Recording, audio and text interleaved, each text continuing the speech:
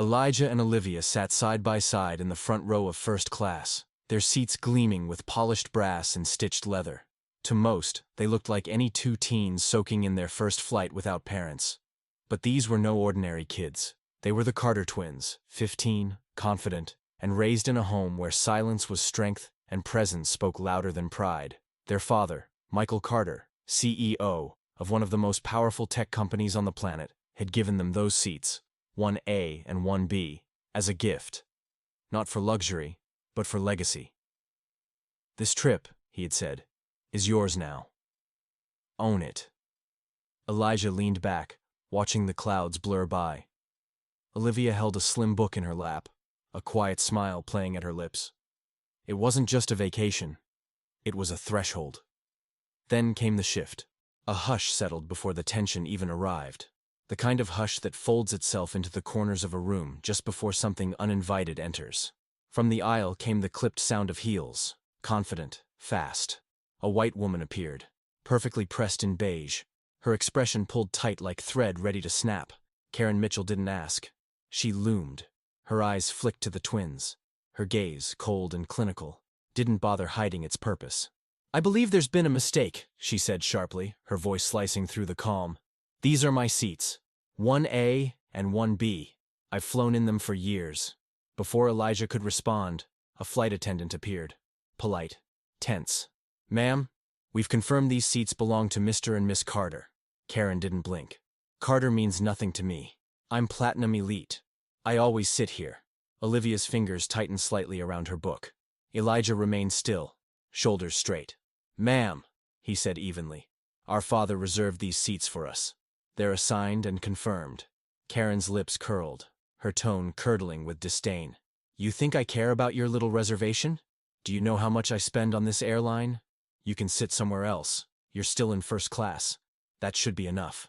Her emphasis, "you," landed like a slap. The air inside the cabin thickened. Passengers stirred in their seats but said nothing. "You know what the problem is?" Karen snapped, eyes scanning for an audience. "They sell first class to anyone now. Swipe a card, get a seat. No standards anymore." The room didn't shift. It froze. Olivia sat upright now, her jaw locked. Elijah's hands were folded neatly in his lap, but his eyes had gone still, dark, steady, unblinking. "Miss," he said, his voice firm but calm, "I don't know who you think you are, but I know who I am." He paused. "I'm Elijah Carter. These are our seats. If you want them, you'll need to wait for another plane." Karen didn't move, but her face, tight with disbelief, twitched. A few people turned away, pretending not to watch, but they heard every word. Her voice turned brittle. "Of course. Another rich kid flashing a name." She spat the last line like venom. "Trying to squeeze into a world where kids like you don't belong." And yet, the boy in front of her didn't flinch. He simply looked out the window again, as if to remind her, the sky doesn't care who bought the seat. Olivia hadn't said a word since the woman raised her voice. But she didn't need to. She sat tall, poised, her fingers lightly resting on the armrests, her stare meeting Karen's with a silence sharper than any retort. It was the kind of silence that made people uncomfortable, because it didn't ask for permission. Karen's voice grew louder, thinner, cracking around the edges. "This isn't some school field trip," she barked. "This is first class. This space is for professionals, for people who've earned their way." A few passengers stirred. A man removed an earbud. An older woman folded her hands tighter, but no one spoke. Their silence made the whole thing feel colder. Elijah glanced sideways at his sister. She didn't flinch. She didn't blink. He didn't need to ask her how she felt. He knew. It was the same thing tightening in his chest, an anger so still it felt like ice. He spoke calmly. "Ma'am, we don't need approval to sit in seats our father paid for. If there's an issue, it's with the system, not with us." Karen laughed sharply. "Oh, you think you're clever?" She stepped forward, her words cutting like glass. "I've flown this airline since before you were born. I've sat in this seat on more flights than I can count. I don't care who your father is." Then Olivia stood. Just half a step. Just enough. Her voice was light, almost gentle. "At least we treat people with respect." That single sentence landed harder than any insult. Karen's face stiffened, but before she could answer, the flight attendant returned. With someone else. Laura Evans, the flight supervisor. Her presence was neat, formal, and meant to calm things.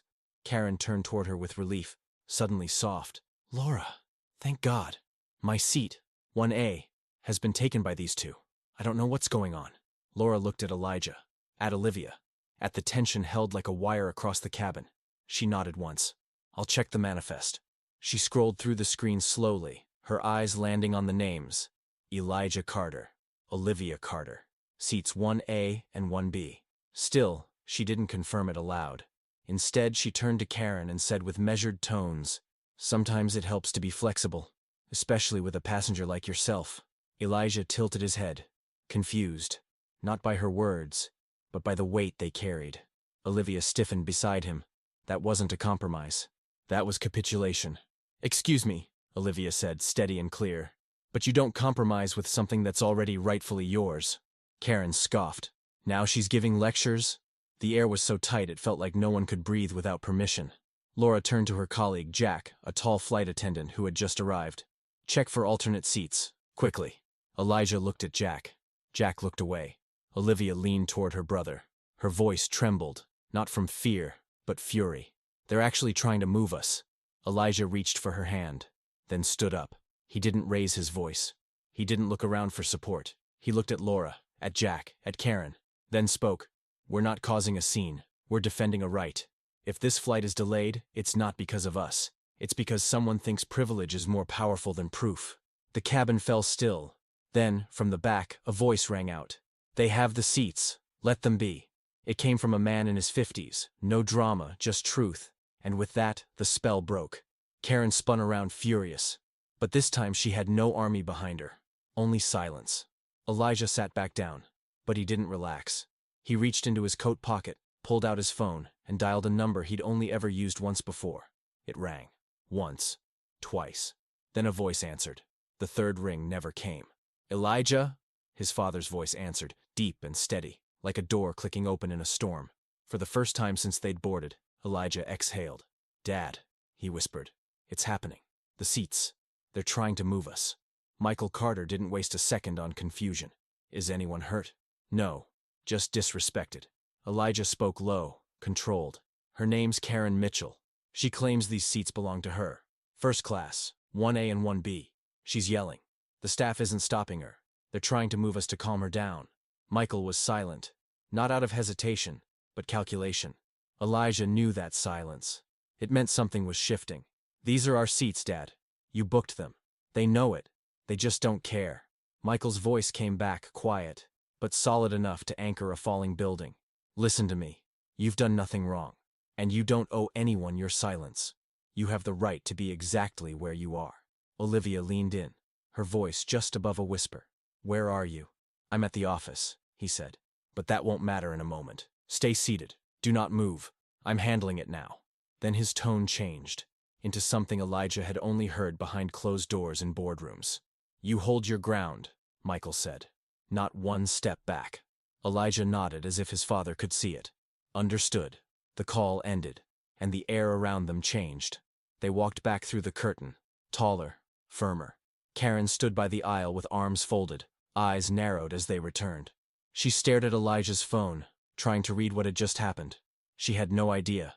27 floors above Midtown, the skyline burned gold behind a wall of glass. Inside the Global Tech Executive Conference Room, billion-dollar conversations halted as Michael Carter stood, collected his phone and said, "Excuse me, family matter." No one questioned him. In moments, he was in his private office, door closed, coat still on. He picked up a phone and dialed 3 digits. "Put me through to James Callahan." The CEO of Skyline Airways picked up within seconds. "Michael, what's going on?"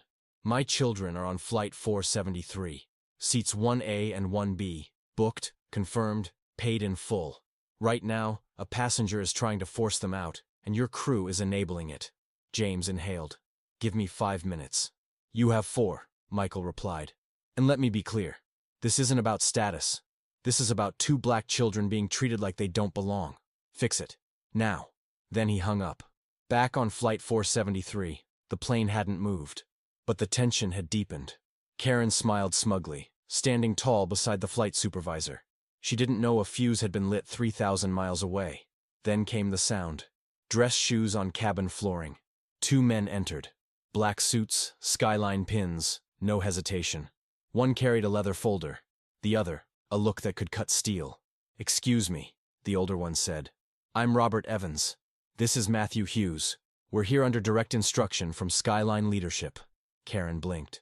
"We understand there's an issue over seating," Robert continued. "We'd like to know why 2 paid passengers are being pressured to move." The cabin went still. Karen stepped forward. "All sugar.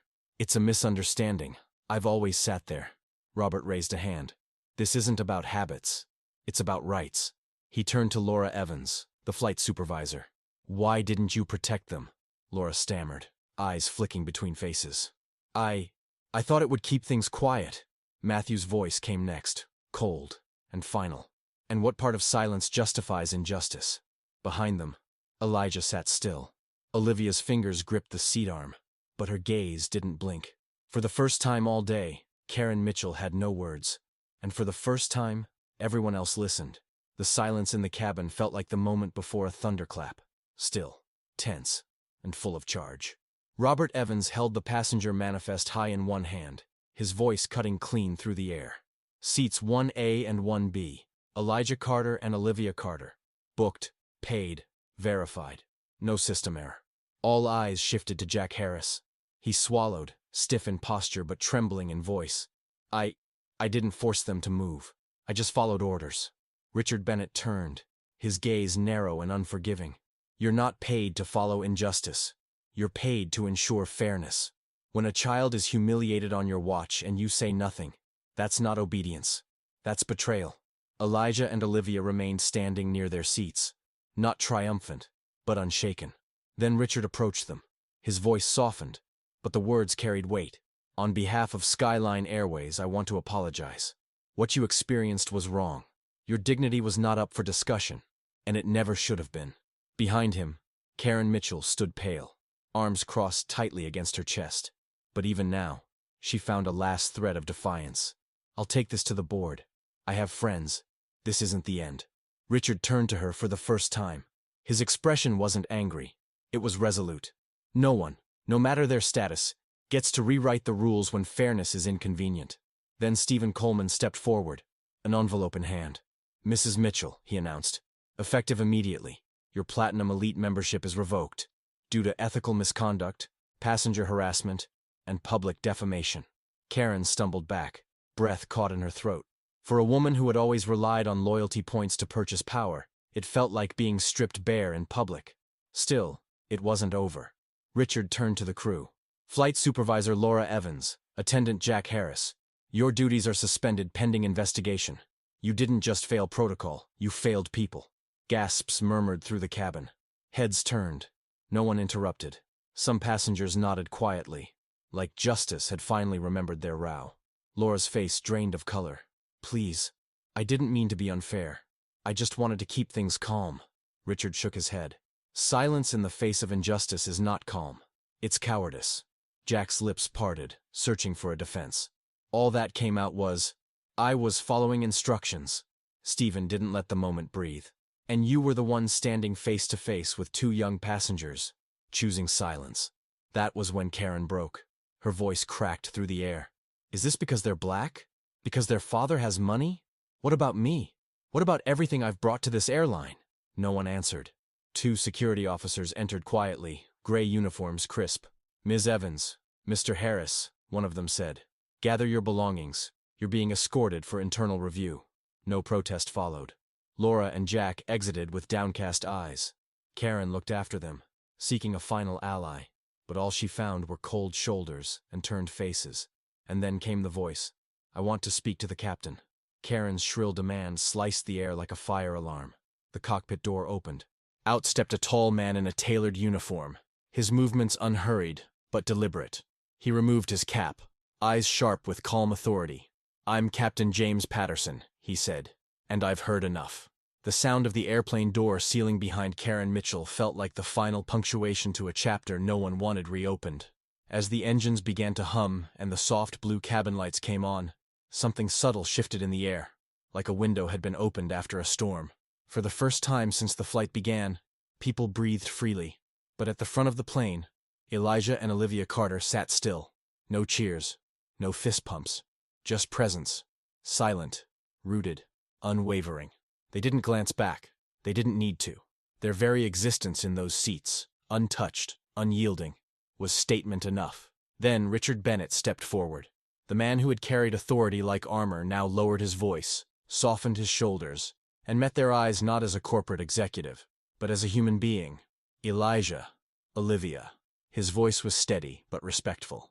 On behalf of Skyline Airways, and every member of our leadership and staff, I offer you my deepest apologies. No one interrupted. The passengers around them leaned forward, not to eavesdrop, but to listen, because they knew they were witnessing something rare. Not just accountability, but reverence.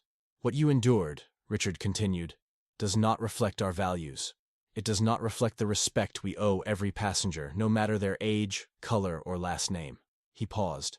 This isn't just about today. It's about a legacy of ignoring moments like these. And today, we watched two children stand taller than the adults meant to protect them. Olivia looked at him, eyes steady. She didn't nod. She didn't smile. She just listened, as someone who had already earned the truth before it was spoken. Richard straightened. This won't be buried in reports. It will be printed in our policies. Because change doesn't begin when a door closes. It begins when someone dares to keep their seat. He placed a single envelope on the small table in front of them. This isn't compensation. It's acknowledgement of who you are and how much we failed to see it in time.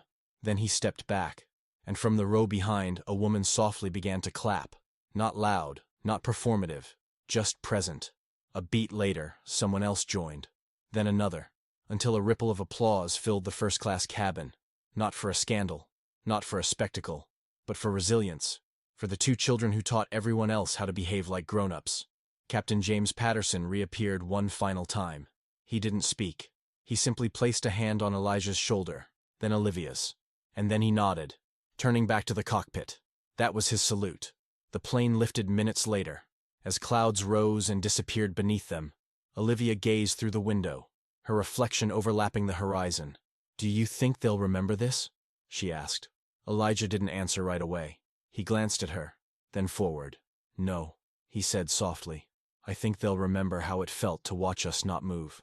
And with that, Flight 473 disappeared into the sky, leaving behind more than a runway. It left behind a line drawn firmly in the air.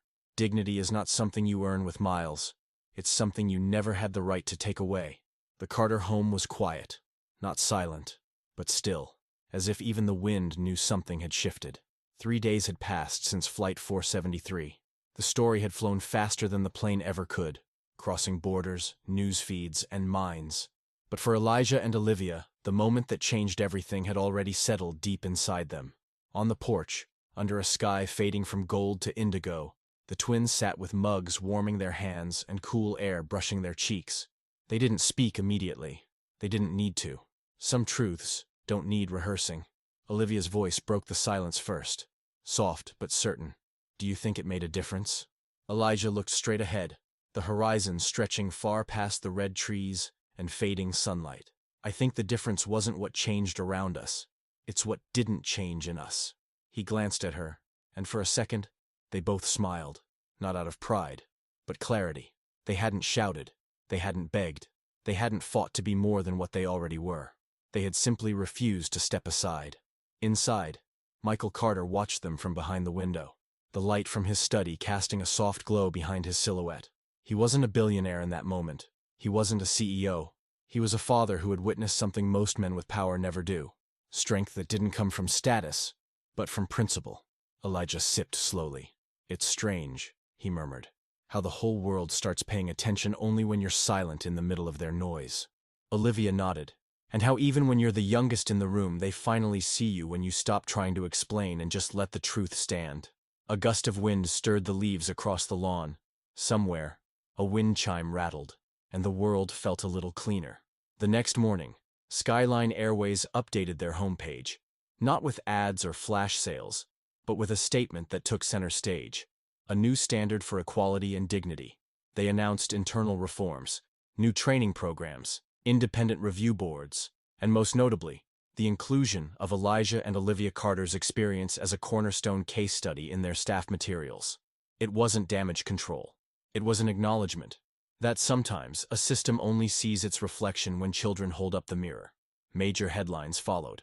Not about scandal, about resolve, about two teenagers in the air who never wavered when pushed. But Elijah and Olivia? They weren't chasing articles. They were back on the porch, still teenagers, still themselves. Olivia looked up at the stars. If people ask why we didn't move, she said, what do we tell them? Elijah didn't hesitate. That standing still is sometimes the loudest way to move the world. So here's the truth. They didn't demand justice. They made space for it. And if you had been in that first-class cabin, amid the whispers, the stares, the shifting loyalties, who would you have stood beside? Let us know in the comments, because your choice today might be someone else's strength tomorrow. And if this story stayed with you, don't forget to like, share, and subscribe. For more stories where quiet resistance becomes undeniable change. Thanks for flying with us. Until the next flight.